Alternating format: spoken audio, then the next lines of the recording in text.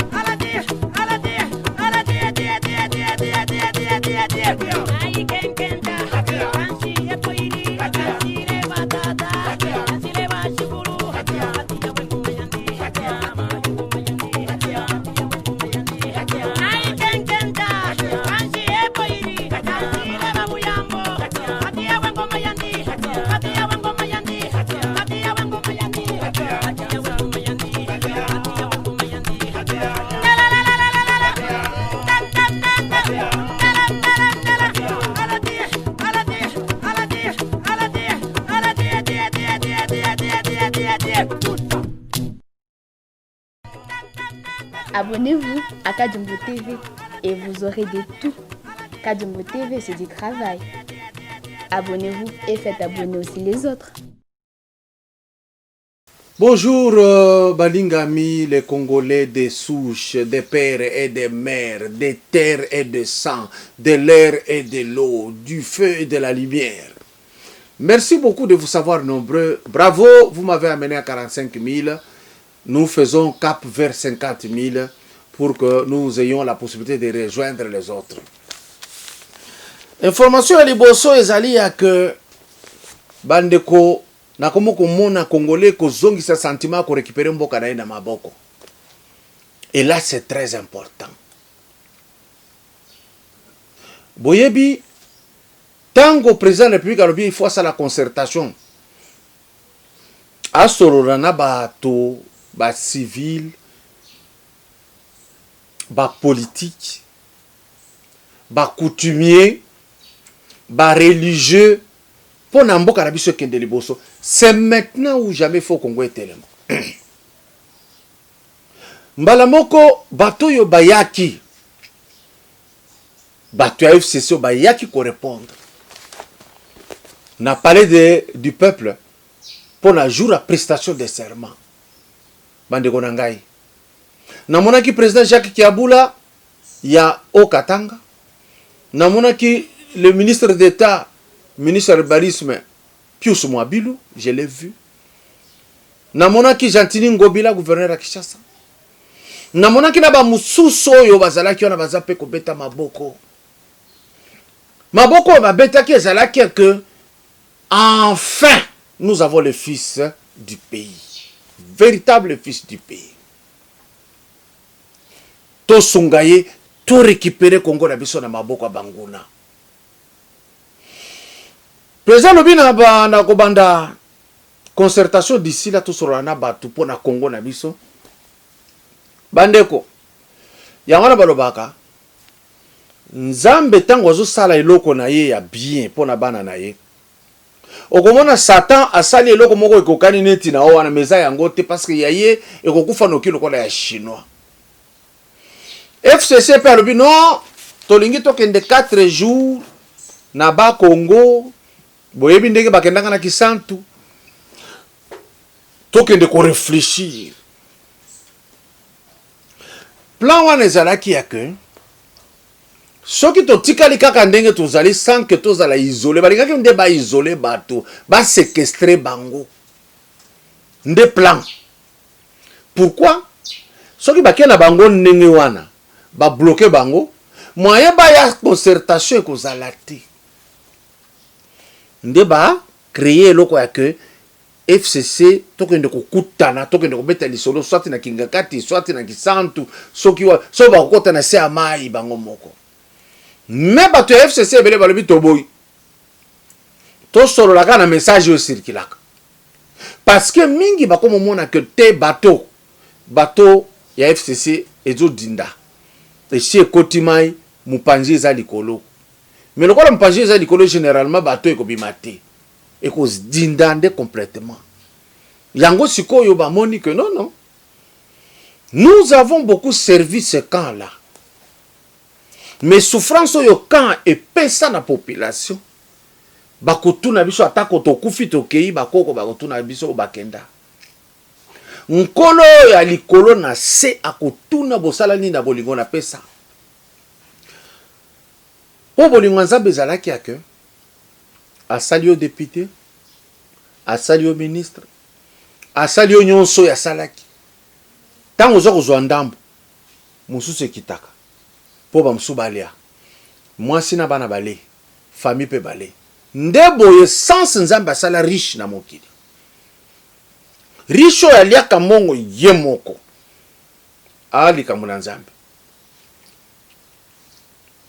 Na minito soko moni guerre. Na basi ya ba politicien ba komo kokota. C'est que kuna bato esi dindi. Donc bato ebele ya FCC bo fungola misu. C'est ça notre terre. Avant aucun de réunion à boye, tala mabele no, tala régie des eaux, tala SNEL. Sabotage bazo sala na société mi balo kondimate. Soki boke na installation ya régie des eaux mayezali. Mais aboy kotinde la bato. Bato na monga fula bako sala boye. To kontete mpasa kolobani. So tuni bato pona ni otindi mai telobi mukonzi alobiti. Donc FCC azo sala makambu ya que to sala tabo ebayi na président Félix Tshisekedi. Mais nzambe ya dikolo basali bato balobi toyebi keza bino to lingi lisusu président oyo makasi. Et c'est comme ça. Donc boka moite il y a rien. C'est l'homme qui a peur. Oyebi oya embaka eloko wana. Na otanga kombonete. Na Assemblée nationale et indaki. So tali miso Robert tanga zotala. Na ebite soki na elongi na ye ezalaki kaka ba machete zo tambola, ba arme ba kalashnikov, ba mag ezo tambola ba yala ezo tambola parce que ndenga zalaki kotala moindo zangi albio yutsu sauti wapi aye ko silisanga bo ndenge nini na mona ki ba congolais ko seka na kati assemblée nationale. Ce n'est pas le moment de rire, c'est le moment de serrer le visage. Parce que il faudrait que avant de faire l'élection identification et salement, recensement et salement, référendum et salement, phrase ya ke muntu ya zaki na 60 awa indépendance ya biso ba congolais ye a bénéficier nango akoma directement congolais ekufa. Parce que na tango indépendance ya Rwanda yaki balobaki te que non so indépendance ekuti awa comme Rwandais ezate Burundi te Uganda te. Pourquoi bateau yo ya FCC depuis qu'il y a fidèle na bango baleki na pe perdu bakende kondima biloko aboye ndengede bayebi bango moko pourquoi bandimaki. Ce n'est pas le Congo yende akosala bo, ce n'est même pas la xénophobie, c'est faux.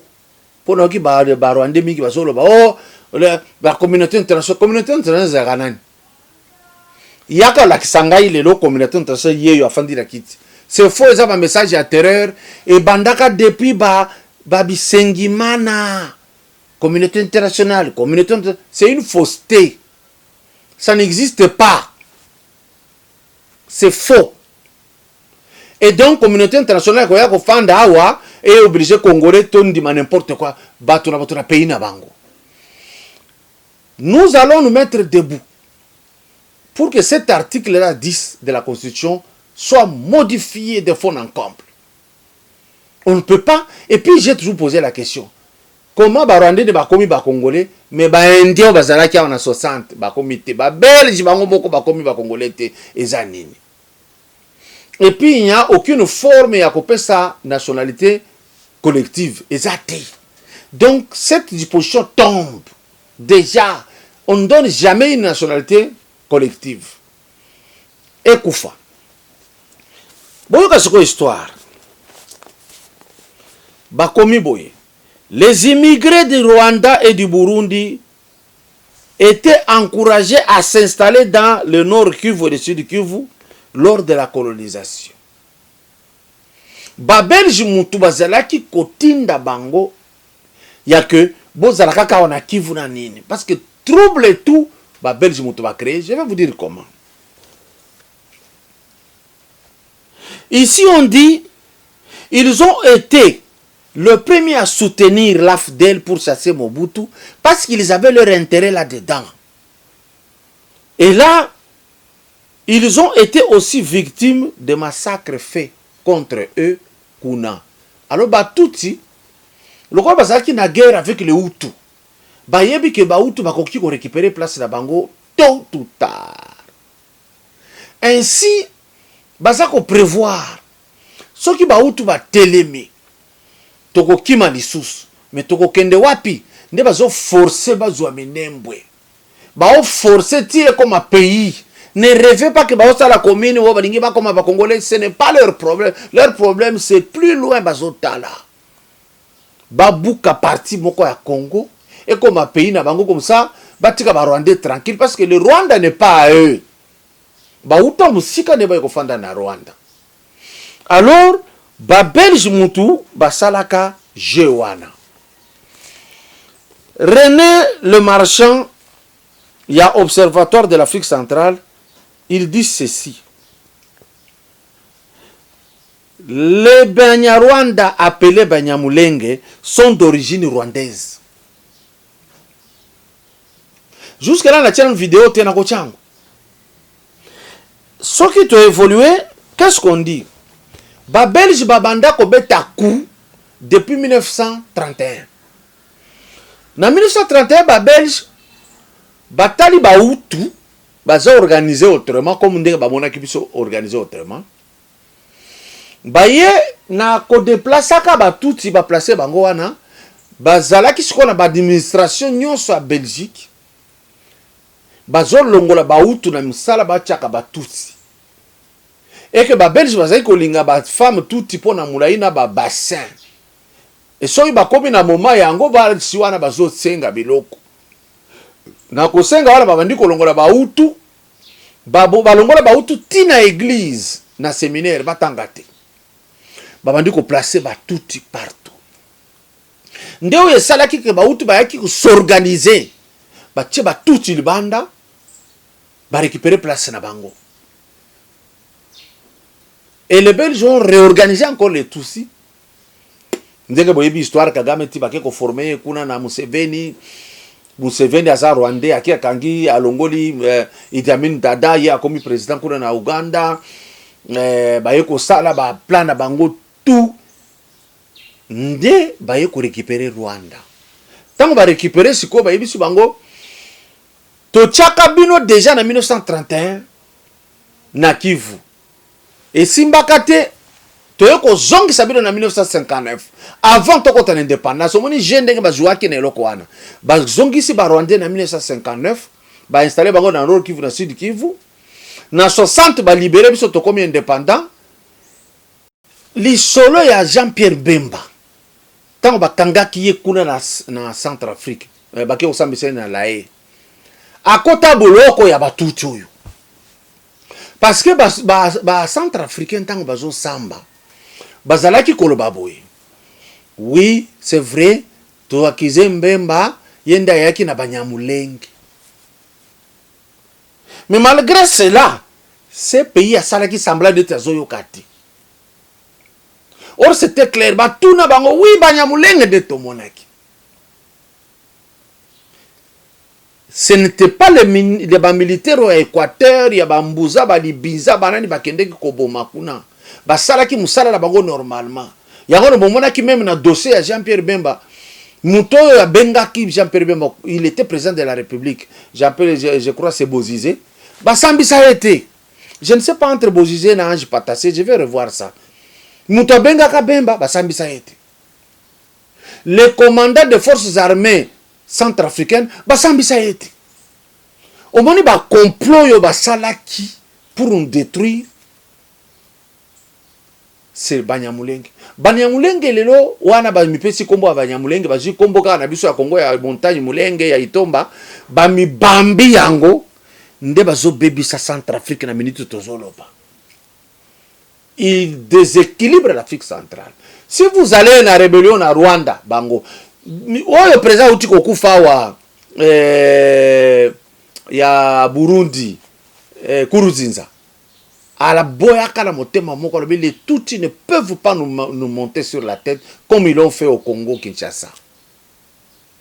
Donc théâtre nyonso tozo vivre en katikati za batuti. Changez mes frères Tutsis. On vous aime bien, mais on vous donne la main, vous voulez prendre le bras, on ne donnera pas. Regardez, jetez le regard en arrière pour voir ce que vous avez déjà fait en Afrique centrale. C'est horrible. Alors, ici on arrive, on trouve en 1957, Nazotanga, ils vont installer des forces, les Rwandais, au sud du Kivu. C'est la population Tutsi. C'est un peuple disposé à faire du mal. Il est rusé et menteur. Il fait l'affaire des Blancs pour détruire l'Afrique centrale. Sikoyo, peut-être beaucoup kanisha bakoseli bango. Lukuteza makasi na batoyo. So ozana mutusi, soka lobelio abalola yango nan.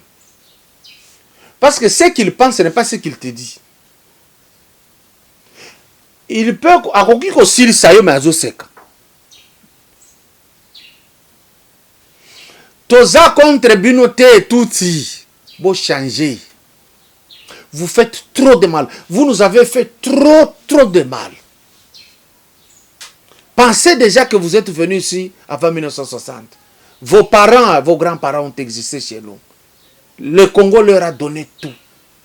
Tibo, comment on a besoin comme chef, tout ça là est l'autre côté. Mais ce que vous avez fait depuis 1996, tirez-le. Amendez-vous. Peut-être vous croirez que les Congolais ont dit que la bête libérée là. Non. Il y a un temps pour tout, dit la Bible. Un temps pour s'aimer, un temps pour moissonner. Un temps pour rire, un temps pour pleurer. toute chose a un début et une fin. La fin est arrivée avec le Fils de l'homme. Nasengi Veter Bolanda, l'honorable Moïndo Zangi, qui recadre Roubero qui a voulu nous tromper qu'en 1891, bazalaki na mabele, babotola bango mabele na ba Congolais, bazokoya ko récupérer mabele na bango. Ah non, mawa. Roubero, qu'est-ce qui se passe? Autant que na balumbashi kuna toyebi bien. Na banyaruga boko solola tozoka na bien. Ezanini, qu'est-ce que vous voulez faire?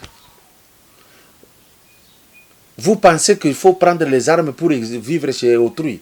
Attendez autrui. Pourtant, les Congolais ne sont pas xénophobes. Baza très hospitalier. Après les États-Unis, c'est le Congo, la hospitalité dans le monde. Mais vous, les tous, vous êtes aux États-Unis. Prenez une terre, je vais voir. Allez-y avec les armes, je vais voir. Donc, tout ce que les Belges vous disent, tout ce que les Américains vous ont dit et les autres, de faire du mal à votre propre race, les Noirs. Vous le faites sans état d'âme. Aujourd'hui, il y a des Tutsis qui sont ici, qui vivent bien, ça a l'air bien, tout ça, ainsi de suite. Maintenant, vous les mettez mal à l'aise, parce que vous voulez trop, vous demandez trop. Aujourd'hui, les gens commencent à souhaiter que bon m'assembler parce que ceux qui sont salement, en tout cas, vous ne passerez pas. Vous allez vivre au Congo comme tout le monde. Mais passer encore, c'est une mauvaise expérience pour le Congo. Veter Nasengi na technicien Bwana, Tchelabiso, Veter Tolanda Moïndo, Zangi, correspondrait Robert Roy. Honorable Présidente, honorable membre du bureau, des antécédents. Le ministre vient de nous dire ici, en nous lisant un article, que les gens avaient reçu une commune, une chefferie, en 1891. Si je ne dis pas un mot sur ça, ça serait vraiment dommageable pour moi. Honorable Présidente, le roi Léopold II, propriétaire de ce qui était le Congo avant, vous connaissez l'histoire, avait donné l'ordre en 1891, le document est là. Le roi Léopold II, dans cet ordre qu'il avait donné à des Belges, ce n'était pas des Congolais, et des mercenaires américains, il leur avait demandé de répertorier toutes les ethnies et tribus à la République démocratique du Congo et de donner à chaque tribu qui existe une terre et une chefferie. Le texte est là. Celui qui a été oublié, il n'était pas là. On ne peut pas falsifier l'histoire. Il y a des choses qui ont existé. Nous avons déjà voté notre constitution. Nous sommes tous des Congolais, mais au nom de cela, on ne peut pas falsifier l'histoire. Parce qu'il y a notre document ici, qui date de 1953, où le chef de secteur de Lulenge, là où il y a Minambo aujourd'hui, recevait des réfugiés qui fuyaient la guerre au Rwanda et a accepté de leur donner asile. Ceux qui signent ces documents, c'est des administrateurs de territoire, tous ceux des Belges. Le document est là. Donc, lorsque le ministre d'État le dit, que voilà, les Belges nous avaient donné une chefferie qui nous avait été ravie, il veut donc insinuer que nous aussi nous voulons récupérer les terres qui nous avaient été ravies. Quelle va être la réaction des populations locales? Kaka ba Belge oyo bazaki kotinda bino bofanda na Kivu. Conscience na bango esalaki. Tango bazokoma ba ethnie. Nzamba lobi, vous n'allez pas mettre là-bas des supposés Banyamulenge. Ils ne sont pas de là, ils sont du Rwanda. Ne mettez pas ça. Ils n'ont pas mis. Nalingis qu'on a bakisa lisusu Veter moko. Oyo tango bino batuti bozo kota na 1959. pour bofanda na Sud Kivu. Non. Au moment que Tondima, qui le président de la République, a dit même que les Banyamulenge sont des Congolais, peut-être n'étant bon qui n'est à Maëlete. Et par là, vous avez pensé que vous pouvez commencer à demander plus avec votre supposé Roubert là-bas. Maintenant, baby. Maintenant, tu as remonté l'article 10, tu as Bomango. Vous allez rester des réfugiés, vous avez droit des refuges. On va vous concentrer là où vous voulez être concentré, là où nous on vous mettra. Mais si vous voulez aller bien, Moma Yangoyo, les Tutsis, vous êtes nombreux. Votre élément, changez la donne. Votre ruse ne tiendra plus. C'est difficile à tenir. Ça sera très difficile. Remarquez comment les choses marchent. 20h, bon, nous avons 20h, na 1959 tango ba Tutsi bazokopa.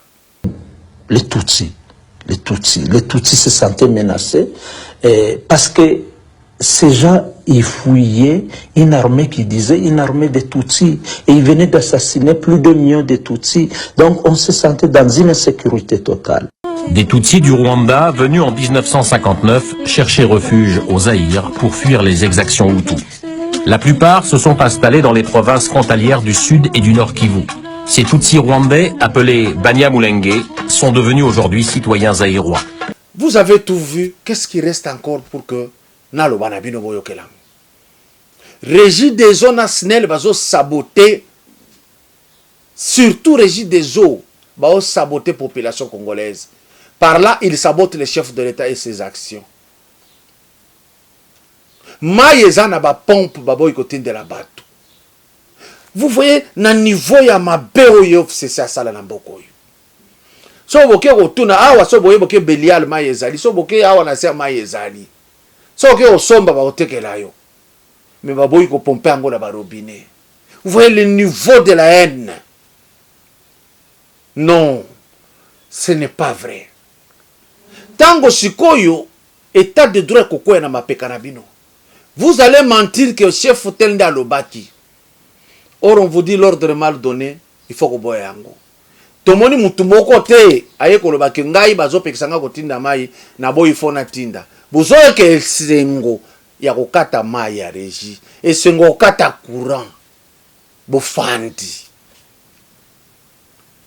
Tango bakoshabino maboko, o fachiwa na yena dictature. Beaucoup na ba terme facile. Je reste ouvert. Namona muto FCC to ya lamuka aya kolakisanga esika ba violer constitution. Beaucoup moki mandengeni. Constitution ezali botanga bolakisa biso esika ba violer. Mawa ebele. Allez, bonne journée. Abonnez-vous encore davantage. Tozo la bino token de mbangu tokoma na 50 000. Ciao ciao. Abonnez-vous à Kadjumbo TV et vous aurez de tout. Kadjumbo TV, c'est du travail. Abonnez-vous et faites abonner aussi les autres.